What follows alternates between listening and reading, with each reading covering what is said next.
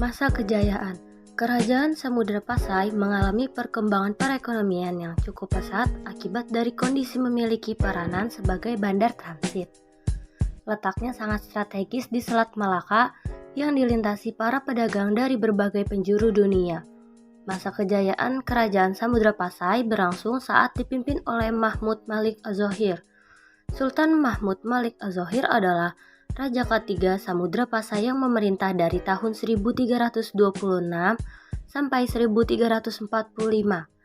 Ia meneruskan memimpin setelah Marah Silu atau Sultan Malik Al-Soleh, Raja pertama, dan Sultan Muhammad Malik Az-Zohir atau Sultan Malik Al-Thohir, Raja kedua.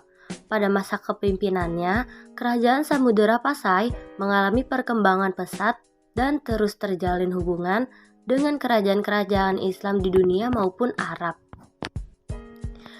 Lalu, puncak kejayaan Kerajaan Samudra Pasai juga ditandai dengan aktivitas perdagangan yang sudah maju, ramai, dan menggunakan koin emas sebagai pembayaran. Koin emas yang disebut dirham ini pertama kali diperkenalkan oleh Sultan Muhammad Malik Az-Zohir, ayah Mahmud Malik Az-Zohir, dan kemudian digunakan secara resmi di kerajaan. Pada masa kejayaannya, Samudra Pasai merupakan pusat perniagaan penting di kawasan Nusantara. Samudra Pasai memiliki banyak bandar yang dikunjungi oleh para saudagar dari beberapa negeri seperti Cina, India, Siam, Arab, dan Persia.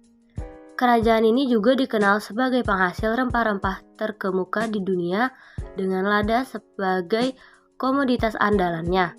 Tidak hanya itu, Samudra Pasai juga menjadi produsen sutra, kapur barus, dan emas.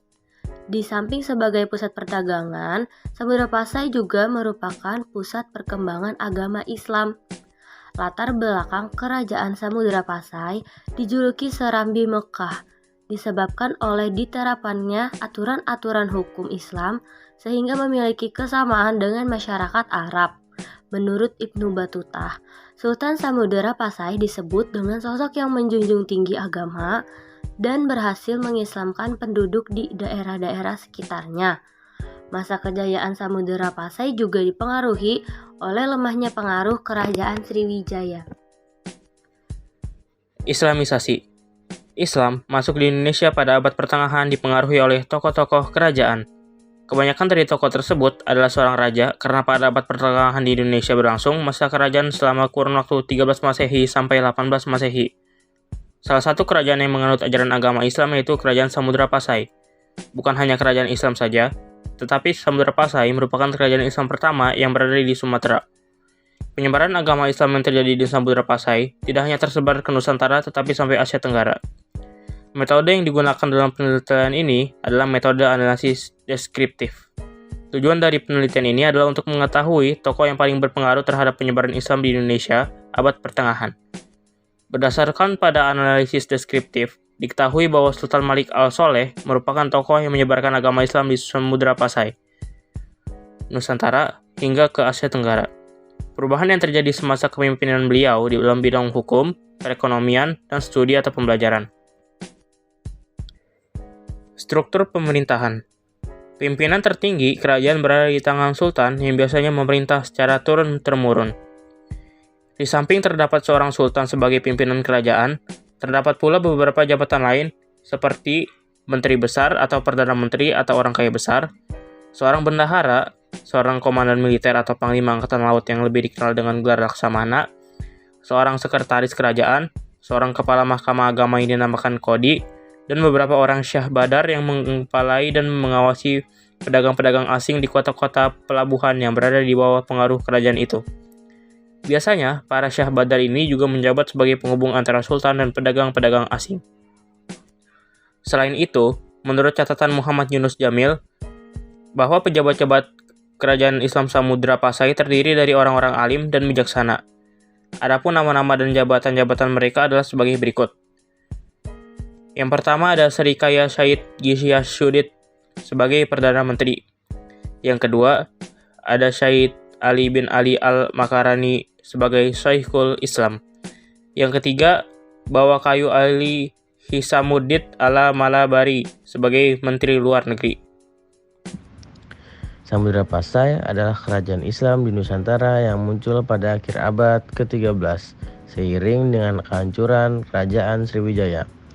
Selama berdiri, Kerajaan Samudra Pasai berhasil mencapai kejayaannya menjadi pusat perdagangan dan pusat perkembangan agama Islam di Nusantara pada 1326.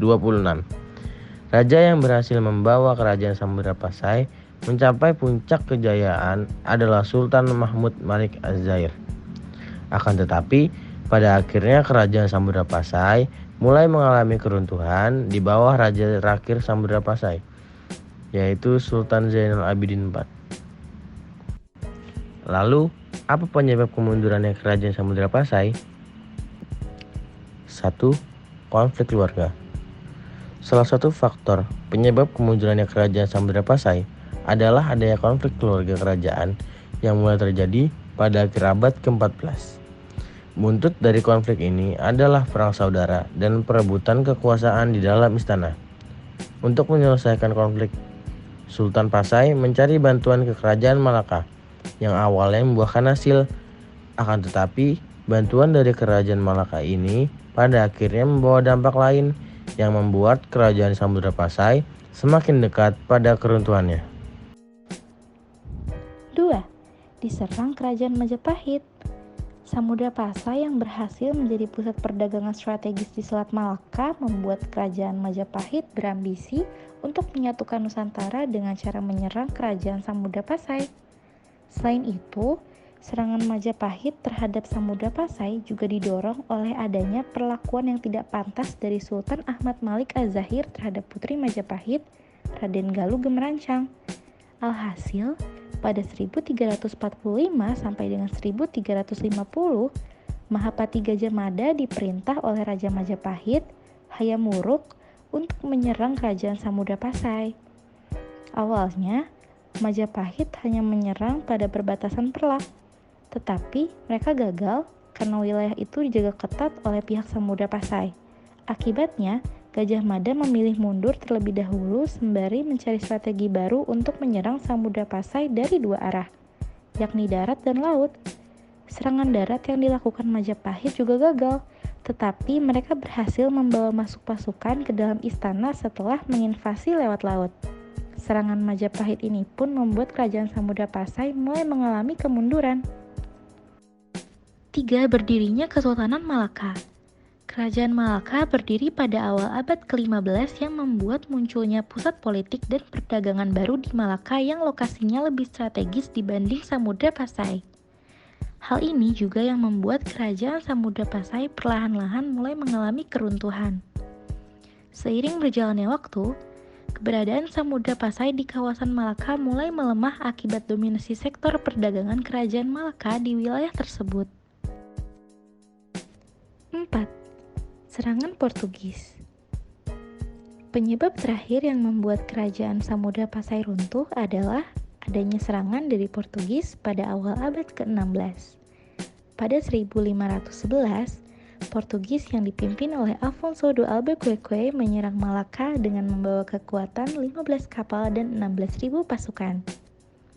Setelah berhasil menaklukkan Malaka, Portugis mulai menguasai wilayah-wilayah strategis yang menjadi pusat perdagangan di kawasan Selat Malaka, termasuk Samudra Pasai. Lama-kelamaan, Portugis pun menguasai sebagian besar wilayah Samudra Pasai yang menandai runtuhnya kerajaan.